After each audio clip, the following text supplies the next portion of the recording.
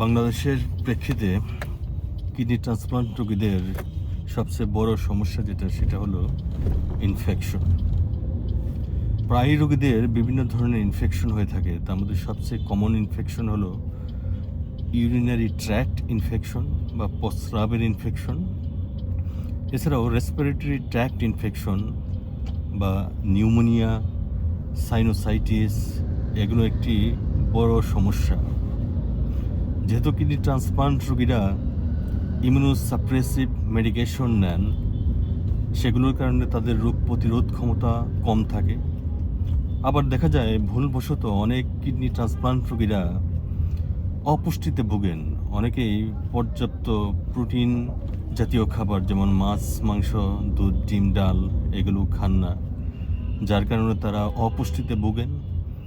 অপুষ্টিতে ভোগার কারণে তাদের রোগ প্রতিরোধ ক্ষমতা মারাত্মকভাবে কমে যায়। একদিকে ইমিউনোসাপ্রেসিভ মেডিকেশন, অন্যদিকে অপুষ্টি, এই দুটি মিলে কিডনি ট্রান্সপ্লান্ট রোগীদের ইনফেকশনের ঝুঁকি অনেক বাড়িয়ে দেয়। আমি যে কিডনি ট্রান্সপ্লান্ট রোগীগুলো দেখি তাদের মধ্যে অনেকেই এই ইনফেকশনে ভোগেন এবং কারো কারো ইনফেকশন এত জটিল পর্যায়ে চলে যায় যে তাদের আইসিইউতে পর্যন্ত যেতে হয়। এবং বেশিরভাগ ক্ষেত্রেই দেখা যায় যে তারা এমন কিছু ব্যাকটেরিয়া দিয়ে বা ফাঙ্গাস দিয়ে ইনফেক্টেড হন, যার কারণে তাদের অ্যান্টিবায়োটিক রেজিস্ট্যান্স বা অ্যান্টিফাঙ্গাল রেজিস্ট্যান্স ডেভেলপ করে এবং ইনফেকশন অনেক ক্ষেত্রেই সারিয়ে তোলা অত্যন্ত কঠিন হয়ে পড়ে এবং কোনো কোনো ক্ষেত্রে অসম্ভব হয়ে পড়ে।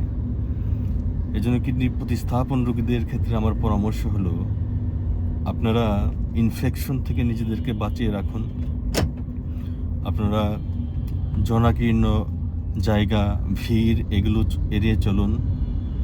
মাস্ক ব্যবহার করুন, হ্যান্ড ওয়াশ ব্যবহার করুন এবং ফ্রেশ খাবার গ্রহণ করুন।